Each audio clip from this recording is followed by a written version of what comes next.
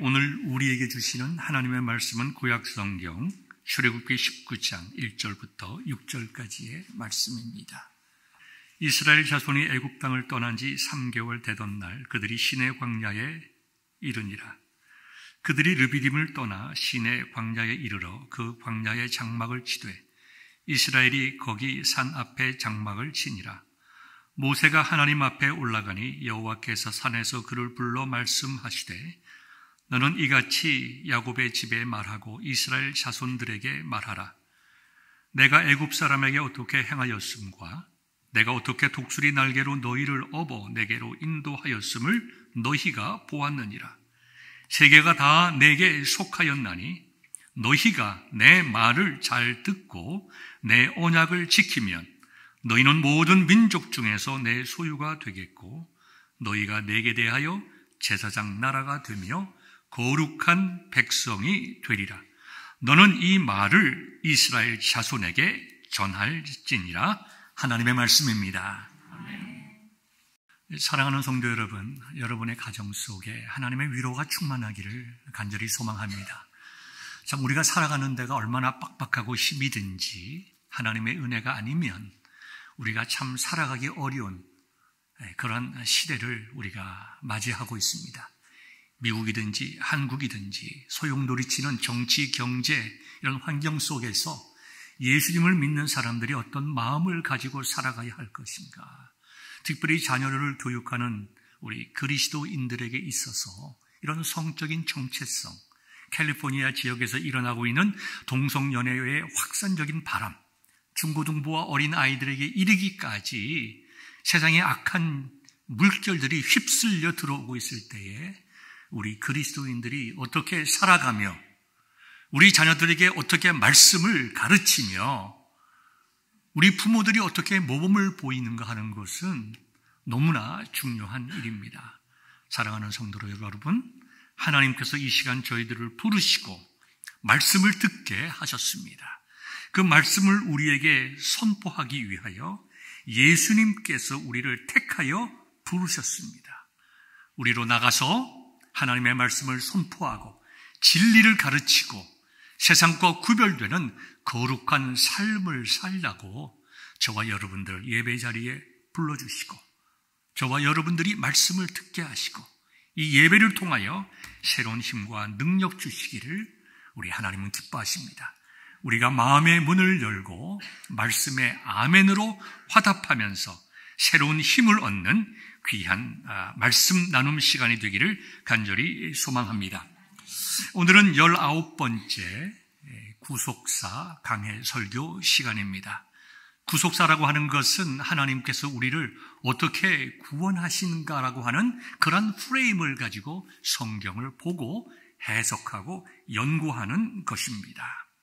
저와 여러분들이 하나님을 알지 못했을 때에 하나님께서 저와 여러분들을 부르시고 하나님의 자녀로 삼으시고 또 저희들에게 소명도 주셔서 단순히 우리 한 사람만 구원받는 것으로 그칠 것이 아니라 우리 한 사람만이, 나 한 명이 하나님께 영광 돌리는 것으로 그칠 것이 아니라 세상을 향하여 주는 그리스도시요 살아계신 하나님의 아들이심을 선포하고 하나님의 나라를 확장해 나가고 우리의 삶의 전 영역에 있어서 하나님께 영광이요 많은 사람들을 하나님의 은혜로 유익하게 하시기 위하여 부르셨다라고 하는 것을 우리 구속사적인 틀에서 잘 이해할 수 있기를 바랍니다.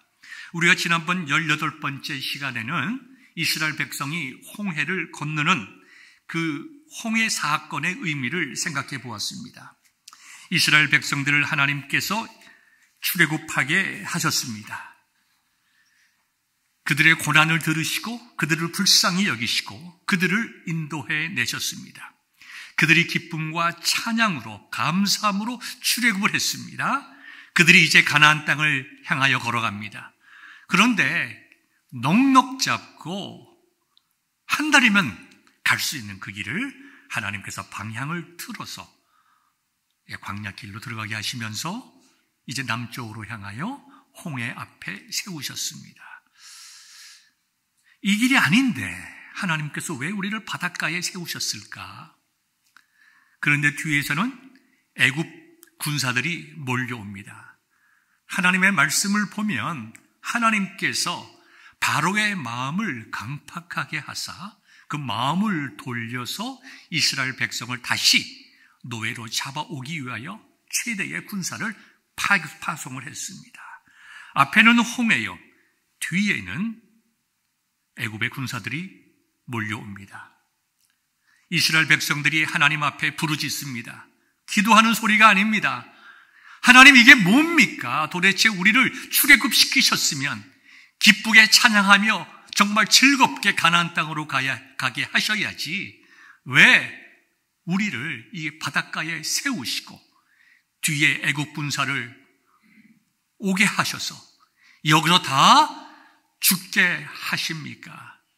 원망에 찬 불평을 그들이 할 때에 하나님께서 모세를 통하여 내 손을 펴서 바다를 향하여 들라고 하였습니다.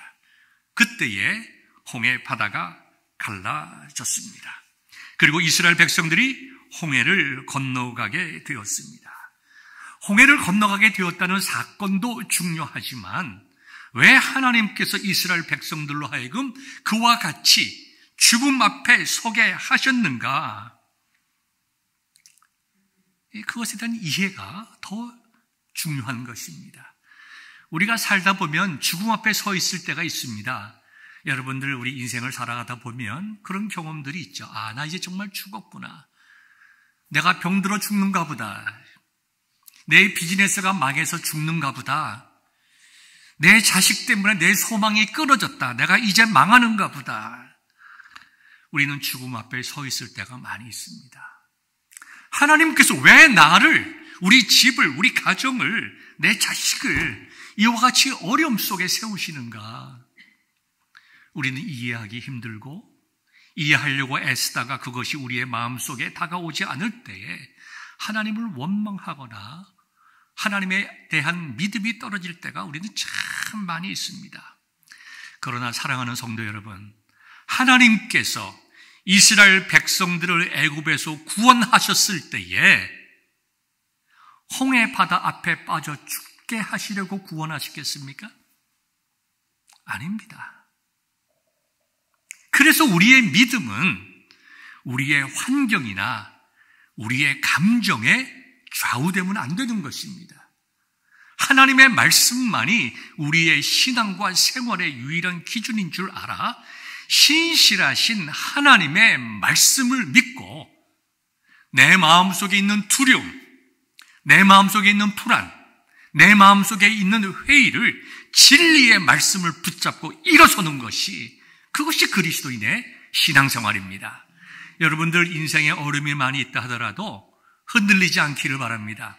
하나님은 우리를 살리시는 분이시지 우리를 죽이시는 분이 결코 아니십니다.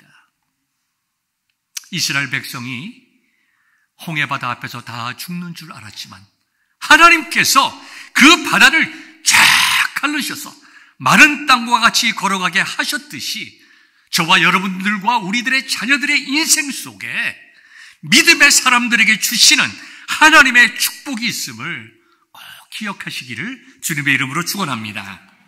이스라엘 백성들이 홍해를 건너갔습니다. 그들이 홍해를 건너가기 전에 그들이 하나님 앞에 부르짖었습니다. 기도하는 것이 아니라고 말씀드렸습니다. 그들이 하나님을 원망했습니다.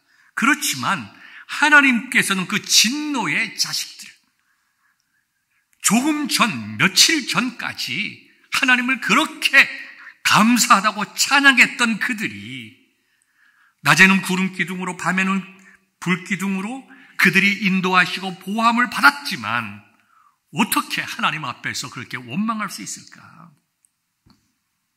여러분, 우리가 성경을 보면 이스라엘 민족들이 하나님 앞에 참 많이 원망하고 불평했지만 추워 죽겠다, 더워 죽겠다라고 불평한 것도 없습니다. 그 광야길에서 하나님께서 그들의 삶을 시원하게 하시고 그들의 삶을 따뜻하게 하셨어요. 그들의 인생 속에 목마름도 있었고 답답함도 있었지만 하나님께서 그들의 생존을 지켜주셨다는 거예요. 그와 같은 은혜 속에 살고 그들이 경험하고 있으면서도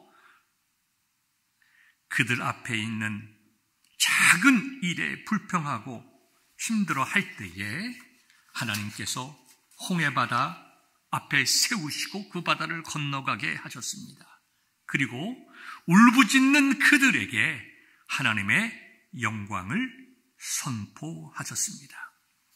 홍해가 갈라진 것은 하나의 사건을 뛰어넘어 왜 하나님께서 홍해바다를 건너가게 하셨을까? 왜 그와 같은 정말 절대절명의 자리 속으로 이스라엘 백성들을 몰고 가셨을까?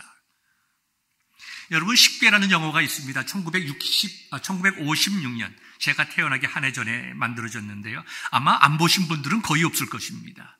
찰턴 헤스턴이 모세로 나오죠. 그 다음에 대머리 율 브린너가 뭐로 나옵니까? 바로로 나오죠.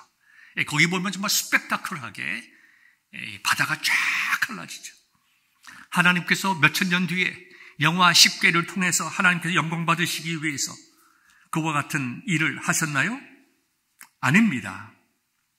하나님께서 홍해를 가르시고 그들로 하여금 그 자리를 걸어가게 하신 것은 너희들은 하나님의 은혜를 체험하고 누릴 수 있는 아무런 공로가 없지만 너희들의 구원은 오로지 하나님의 은혜임을 알려주시기 위함입니다. 이스라엘 백성들이 홍해의 기적을 체험할 만한 그런 선한 일을 하나님 앞에서 했습니까? 그들이 그런 자격이 있습니까?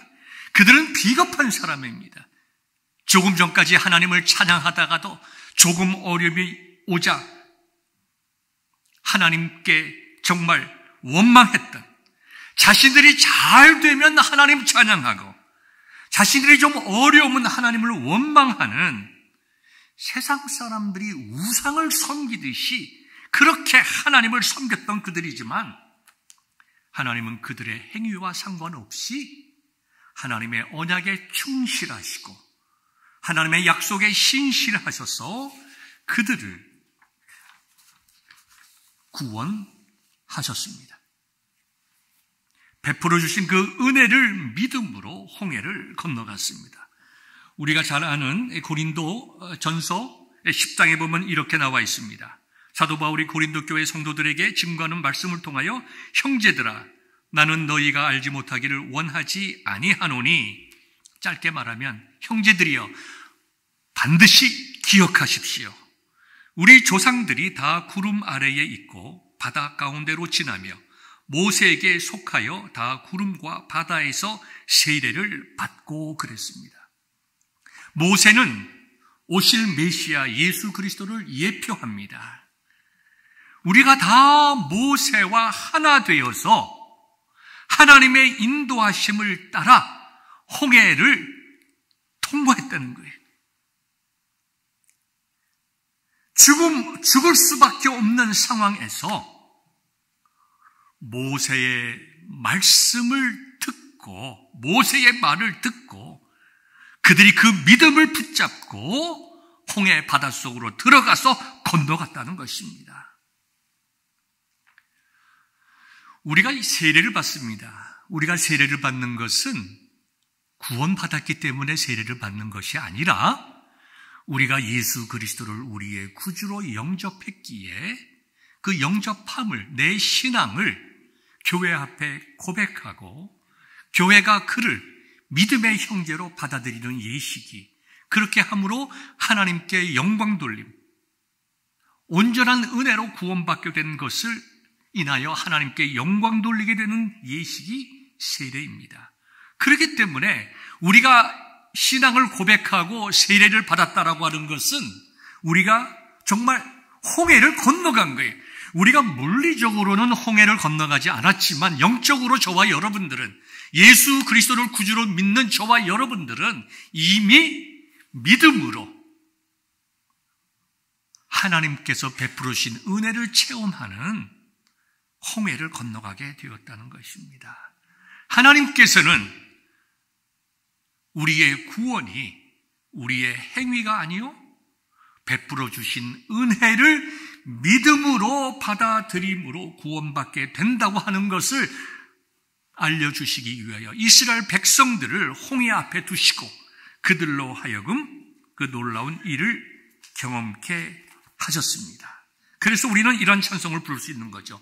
죄에서 자유를 얻게 함은 보혈의 능력, 주의 보혈, 시험을 이기고 승리하니 참 놀라운 능력이로다. 주의 보혈 능력이 또다. 주의 피 믿으오. 주의 보혈 그 어린 양의 매우 귀중한 피로다.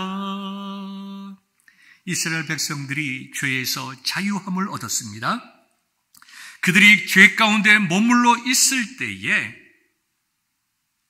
하나님의 은혜로 그들이 홍해를 건너갔습니다. 하나님 앞에 시험이 들어서 그들이 정말 방황할 때에 하나님께서 그들을 붙잡으시고 홍해를 건너가는 승리를 맛보게 하셨습니다.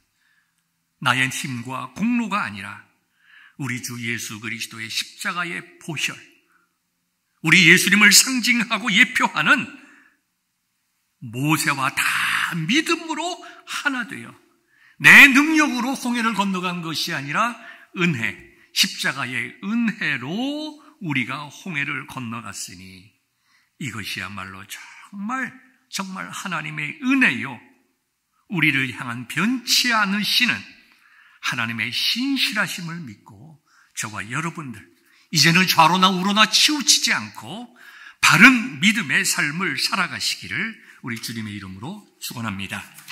이스라엘 백성들이 홍해를 건넜습니다. 그러면서 이제 19장 오늘 본문의 말씀이 있기 전까지 중요한 사건들을 경험하게 됩니다. 그들이 홍해를 건너서 3일간 길을 갔습니다. 그들이 가랬습니다. 그들에게 마실 물이 없었습니다. 그들이 또다시 불평합니다. 하나님께서 모세에게 한 나무를 보여주시고 그 나뭇가지를 이제 그 쓴 물에 던지라고 말씀하셨습니다. 모세가 말씀을 의지하고 순종하여 그 나뭇가지를 물에 던지니 쓴 물이 단물이 되었다고 합니다. 사랑하는 성도 여러분, 이 사건은 십자가의 보혈만이 예수 그리스도께서 주시는 참 생명의 생수만이 우리를 살리는 것을 말씀합니다. 16장에는 만나와 메추라기 이야기가 나옵니다. 만나와 메추라기 이 사건을 통해서 하나님께서 우리에게 주시고자 하는 말씀이 신명기 8장 3절에 기록되어 있습니다. 이렇게 여러분들이 잘 아시는 말씀입니다. 내 하나님 여호와께서 이 40년 동안에 내게 광야길을 걷게 하신 것을 기억하라. 이는 너를 낮추시며 너를 시험하사 내 마음이 어떠한지 그 명령을 지키는지 지키지 않는지 알려 하심이라. 너를 낮추시며 너를 줄이게 하시며 또 너도 알지 못하며 내 조상들도 알지 못하던 만나를 내게 먹이신 것은 뭐라고요? 사람이 떡으로만 사는 것이 아니요 여호와 입에서 나오는 모든 말씀으로 사는 줄을 내가 알게 하려 하심이라. 여러분, 만나와 메추라기를 주신 것은 우리로 하여금 먹고 살게 하신 거예요. 그런데 이 신명기 8장 2절과 3절의 말씀을 통해서 하나님께서 만나와 메추라기를 주신 것은 너희가 그것으로 사는 것이 아닌 것을 깨닫게 하시기 위해서 만나와 메추라기를 주셨다는 것입니다. 우리가 참 이해하기 곤란한 상황일 수가 있습니다. 그러나 우리가 말씀 속으로 들어가면 바로 이런 것입니다. 하나님께서 이스라엘에게 만나와 메추라기를 주셨을 때에 처음에 그들이 만나를 먹고 만족했습니까? 만나로 만족하지 못했습니다. 또 그들에게 하나님께서 어떻게 만나를 거둘까를 말씀하셨습니다. 그들이 그들 가운데 순종하지 아니하고 조금 더 가지겠다고 하나님 말씀에 불순종하여 만나를 더 거둬들인 사람들은 그 다음에 그 만나가 다 먹을 수 없는 것으로 변하고 상하게 된 것을 깨닫게 되었던 것입니다. 그래서 하나님께서 우리에게 일용할 양식을 주시고 하나님께서 우리가 하나님의 백성으로 살아갈 수 있도록 필요한 것을 our daily bread를 채워주시지만 그 our daily bread가 우리의 삶의 이유와 목적이 아니라는 것입니다. 하나님께서 우리에게 주시는 영적인 양식, 참되신 떡이요 참되신 음료인 예수 그리스도를 믿고 증거하는 그 일을 위하여 우리에게 필요한 만나와 메추라기를 주신 것이지 너희가 이 땅에 살면서 이 땅의 것을 추구하며 살며 하나님보다 세상을 더 사랑하는 삶이 냄새나고 벌레가 먹어서 의미 없는 것으로 바뀔 것이라고 하는 것을 우리에게 말씀해 주시는 이 두 가지 의미, 영적 의미를 깨달으라고 우리들에게 육체적인 양식을 주셨던 것입니다. 하나님께서 이렇게 훈련시켜 가십니다. 17장에 보면은 반석에서 샘물이 솟아나게 하심으로 마라의 쓴물을 단물로 바꾸셨듯이 우리에게 오실 메시아 예수 그리스도께서 주시는 생수가 우리로 하여금 가람에서 영원토록 자유케 하시는 우리의 소망과 살 길이 우리 주 예수 그리스도밖에 없다는 것을 가르쳐주고 계시는 것입니다. 17장에 이어서 보면 아멜렉과 싸워 승리하는 장면이 나옵니다. 이 아멜렉 족속들은 이스라엘 민족들이 이제 광야로 들어가서 가나안 땅으로 갈 때 제일 먼저 공격한 족속들이고 아주 오랫동안 아멜렉 민족들이 이스라엘 민족들을 괴롭혔습니다. 처음으로 하는 이 영적 싸움에서 하나님께서 전쟁은 하나님에게 있다. 모세가 기도했습니다. 그때의 이스라엘 백성들이 전쟁에서 이겼습니다. 여러분 생각해 보십시오. 이스라엘 민족들이 무슨 전쟁의 훈련이 있었겠습니까? 그들에게 무슨 무기가 있었겠어요? 그러나 그들은 전쟁을 해야 됐습니다. 어떤 마음으로? 하나님께서 우리를 도우셔야 산다. 내가 나가서 싸우긴 싸우지만 나는 이 싸움에서 승리할 수가 없다. 이 전쟁에서 이길 수 있는 유일한 힘은 하나님께서 나와 함께 하시는 것이다. 민족의 지도자인 모세가 손을 들어서 열심히 기도. 지쳐가지고 손이 내려옵니다. 아론과 훌이 양쪽에서 그 손을 붙잡고 있을 때에 그들이 그 전쟁에서 싸워 승리하고 승리의 제단을 만든 후에 그 이름을 여호와 니시, 여호와는 나의 승리라고 이렇게 하나님을 찬송했던 것입니다. 여러분 생각해 보십시오. 이스라엘 백성들이 홍해를 걷는 것은 하나님의 은혜였습니다. 그들이 괴로운 인생길을 살아갔지만 하나님께서 때에 따라서 그들의 필요를 채워주셨습니다. 아멜렉과의 전쟁에서 그들이 싸워 죽을 줄 알았지만 기도했을 때에 하나님께서 그들의 기도를 들으시고 그들에게 승리를 허락하셨습니다. 하나님의 능력이 그들의 삶의 모든 영역에서 다 새롭게 나타났습니다. 이런 찬송 있지 않습니까? 은혜로다. 시작됐네. 우리 주님의 능력이 나의 삶을 다스리고 새롭게 하네. 자유하네. 죄와 사망으로부터 나의 삶이 변하고나 충만하네. 하나님의 은혜로 충만한 거예요. 하나님이 우리와 함께 하시니 홍해바다가 갈라지고 하나님께서 우리의 기도를 들어주시니 우리가 전쟁에서 이기고 우리가 믿음이 부족해서 때로는 삶에서 넘어지고 쓰러지지만 하나님께서 그때마다 우리를 불쌍히 여기시고 우리의 죄보다 크신 하나님의 은혜를 베풀어 주심으로 우리가 죽지 않고 살아가는구나. 이스라엘 민족들에게 하나님께서 깨닫게 하시는 것이 무엇입니까? 너희는 하나님의 은혜로 살아가는 거다. 하나님의 은혜로 살아가는 거다. 은혜로다 주의 은혜 한량없는 주의 은혜 은혜로다 주의 은혜 변함없는 신실하신 주의 은혜. 제가 지난주에 우리 어머니와 카톡 영상 통화를 했습니다. 어머니 요양병원에 계시는데 전에는 어머니가 종종 전화를 자주 했습니다. 시간을 착각하셔서 새벽 2시에도 하시고 3시에도 하시고 4시에도 하시고 우리가 잠을 잘 못 잘 정도로 어머니 우리를 그리워하십니다. 이제는 어머니가 더 이상 저희들에게 전화 못 하십니다. 한 2달 만에 많이 상황이 바뀌었어요.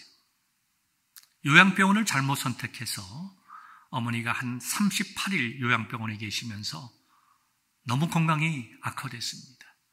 간호원들은 다 좋지만 간병인들이 다 외국인들입니다. 말도 통하지 않는 간병인들과 함께 38일 지나면서 어머니가 완전히 주저앉았습니다. 우리가 더 이상 그 간병인을 그 요양병원에 둘 수가 없어서 다른 곳으로 옮겼습니다. 샘물 호스피스라고 하는 그 호스피스 병원이 있는데 그 호스피스 옆에 요양병원도 함께 있습니다. 저희 부친이 아주 오랫동안 호스피스에서 섬기신 곳이고 또 저희 아버님이 섬겼던 교회의 장로님이 또 깊이 관계되어 있는 호스피스 속 붙어 있는 요양병원에 가셔서 어머니가 안정을 얻었어요. 모든 한국 사람, 간호원, 요양사, 의사들이 잘 이렇게 돌보아 주십니다. 참 그리스도의 사랑으로 어머니가 안정을 얻었어요. 그러나 이제는 너무나 큰 데미지를 입으셨기 때문에 정신적으로 육체적으로 이렇게 통화하기도 힘드시고 우리가 전화를 해도 옆에 한국 간호원이 있지 않고 간병인이 있지 않으면 어머니가 직접 전화를 못 받습니다. 제 동생이 어머니를 이제 면회를 가서 이 카톡 영상을 이렇게 띄워줬습니다. 영상에 어머니가 저를 보시면서 어휴 우리 박 목사 내 아들. 그 다음에 눈을 감으세요. 집중이 안 되는 거죠. 약해지셔가지고. 더 이상 뭐 이런 거 저런 거 물어보지도 못하고 어휴 박 목사 내 아들 하고 눈을 감으시고 그냥 기도하세요. 하나님 한량없는 은혜를 받았사오니 하나님 놀라운 은혜를 받았사오니 값없는 은혜를 받았으니 감사합니다. 우리 사랑하는 내 아들 박 목사도 하나님의 은혜 가운데 살게 하옵소서. 어머니가 혼자 그냥 기도하시는 거예요. 어머니의 계속 기도 속에 정말 핵심 키워드가 은혜예요. 그래서 제가 그 기도를 들으면서 며칠 전에 생각했습니다. 우리 어머니가 말씀하시는 은혜가 무엇일까? 한 인간으로 어머니가 행복하게 사셨을까? 난 그렇게 행복한 삶을 살았다고 생각하지 않습니다. 일제강점기에 6.25 전쟁에 그 가난한 시기에 거기에 또 목사의 아내로서 뭐 지금이야 목사님들을 좀 이렇게 존중하지만 제가 중학교, 고등학교 다닐 때에 목사의 직업 호감도가 미혼 여성들에게 맨 마지막에 있어요. 그렇게 천시받는 목사의 직업에 그것도 아내로서 얼마나 어렵고 힘든 삶을 살았을까.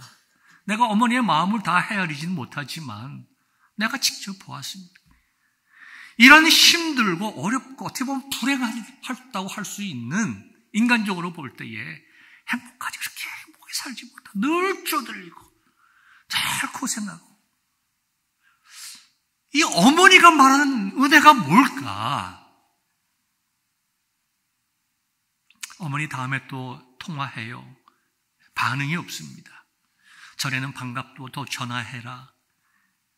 이게 반가움을 표시하는 것도 별로 없고 헤어짐에 대한 섭섭함을 표시하는 것도 없습니다. 그래서 제 마음속에 생각하기를 이제 어머니가 주님 앞으로 가시는구나. 주님 앞에 서시는구나, 이제. 여러분, 주님 앞에 설 때 아들과 함께 섭니까? 남편과 함께 서요? 여러분들이 사랑하는 따님과 함께 섭니까? 아니에요. 혼자 서는 거예요. 혼자 서는 거예요. 하나님 앞에 서게 될 때에 사랑하는 아들, 그리운 아들도 이제는 함께 설 수가 없다. 그러나 내 마음속에 전화를 끌고 너무 감사한 것은 참으로 어려운 인생길을 가신 분이지만 이 여인의 마지막 삶의 여정 속에 하나님의 은혜를 깨닫고 그 은혜를 붙잡으니 이것만큼 감사한 일이 어디 있는가.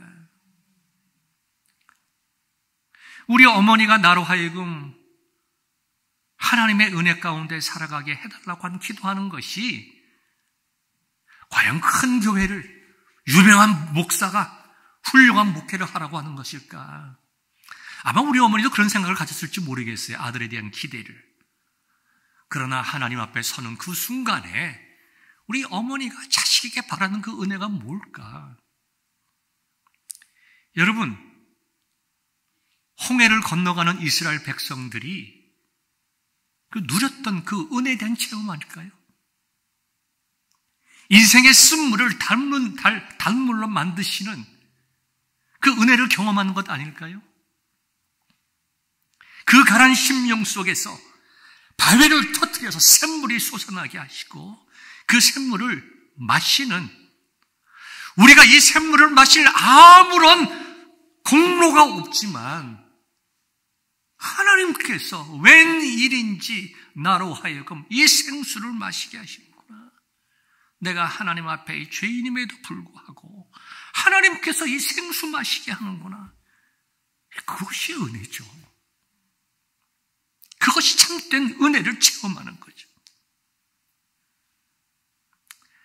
하나님께서 저와 여러분들에게 그러한 주시는 그 은혜를 우리 어머니와 같이 삶의 마지막 많은 말하지 못하는 그 순간에 한량없는 은혜 주신 것을 감사하며 살아가고 주님 앞에 서시는 저와 여러분들 될 수 있기를 주님의 이름으로 축원합니다. 이러한 은혜가 무엇인지 깨닫게 하시고 하나님께서 오늘 본문의 말씀처럼 시내산 앞에 이스라엘 백성들을 부르셨습니다. 여러분이 잘 아시다시피 하나님께서는 이스라엘 백성들에게 율법을 주십니다. 십계명을 주시고 어떻게 예배드려야 할지를 알려주시고 여러 가지 말씀을 주심으로 하나님의 택함 받고 은혜 받은 자가 이 땅에서 어떻게 살아가야 하는가, 하나님의 백성이라는 정체성이 무엇인가를 알려주시기 위하여 말씀을 주시는데, 오늘의 본문의 말씀은 그 모든 율법을 주시는 하나님의 의도를 서시처럼, 프롤로그처럼 우리에게 주시는 거예요. 자, 오늘 본문으로 잠시 들어가 보겠습니다. 모세에게 말씀하십니다. 모세야, 너는 이스라엘 자손에게 이렇게 말하라. 내가 애굽 사람에게 어떻게 행하였음과 내가 어떻게 독수리 날개로 너희를 업어 내게로 인도하였음을 너희가 보았느니라. 자, 말씀을 주시기 전에 이스라엘 민족을 시내산 앞에 모신 이유를 너희들이 이제 이루신 과정을 너희가 보았다. 그러시면서 5절에 이렇게 말씀하십니다. 세계가 다 내게 속하였나니 너희가 내 말을 잘 듣고 내 언약을 지키면 너희는 모든 민족 중에서 내 소유가 되겠고. 하나님께서 왜 세계가 다 내게 속하였다고 말씀하셨을까요? 우리는 창세기로 돌아가야 됩니다. 하나님께서 아담과 하와를 창조하신 다음에 하나님께서 만드신 모든 새 세상을 보여주셨습니다. 하나님께서 맨 마지막에 사람을 창조하시지 않았습니까? 하나님께서 만드신 모든 그 아름다운 것을 보여주시고 나서 너희들이 다스리라, 정복하고 번성하라. 하나님께서 창조하신 그 모든 것을 즐겁게 누리라는 거예요. 다시 한번 깨달으라. 왜 하나님께서 이 이스라엘 백성들에게 율법을 주시기 전에 세계가 다 내게 속하였다고 하는 당연한 말씀을 하셨을까요? 이스라엘 백성들은 그걸 깨닫지 못하고 있기 때문이에요. 하나님께 속한 이 모든 것을 우리가 참으로 의미 있게 누리기 위해서는 우리가 하나님의 백성이 되어야 된다는 사실을 말씀하시는 거예요. 어떻게 백성으로서의 삶을 살 수 있는가? 내 말을 잘 듣고 언약을 지키라. 그러면 너희는 모든 민족 중에서 내 소유, 내 사랑하는 백성, 내 사랑하는 아들이 되어 내가 창조한 이 모든 것을 참으로 의미 있고 가치 있고 바르게 누리는 백성이 될 것이다. 이렇게 아브라함에게 주시고 이삭에게 주시고 야곱에게 주시고 요셉을 통하여 확증하신 그 하나님 나라에 대한 복을 선포하시고 나서 우리들에게 부르심의 사명을 주십니다. 그것은 너희가 내게 대하여 제사장 나라가 되며 거룩한 백성이 될 것이다. 하나님께서 이스라엘 민족과 모든 영적인 아브라함 자손들에게 율법을 주신 이유는 두 가지입니다. 이미 하나님의 은혜로 홍해를 건넜으니, 이미 영적인 하나님의 자녀가 되었으니, 이미 하나님의 영적인 자녀가 된 너희들에게 주어진 소명과 사명은 첫 번째, 너희는 제사장이다. 두 번째, 너희들은 거룩한 백성이다. 제사장은 뭐 하는 일입니까? 하나님과 백성과의 중보자입니다. 하나님과 백성의 중보자라고 하는 그 말씀은 단순하게 우리만 예수님 믿는 것으로 그치는 것이 아니라 우리로 하여금 예수님께서 말씀하신 The Great Commission, 땅끝까지 이르러 좋으신 창조주 하나님, 우리를 구원하신 은혜의 하나님, 우리와의 신실한 약속을 이루시기 위하여 생명 주신 예수 그리스도를 선포하고 하나님의 택하신 백성을 나에게로 이끌어 오라는 그 하나님의 커미션을 우리들에게 주시는 것입니다. 두 번째는 거룩을 말씀하시므로 너희가 능력의 사람, 너희가 권능의 사람이 되기 위해서 너희는 반드시 하나님 앞에 거룩한 자가 되어야 된다.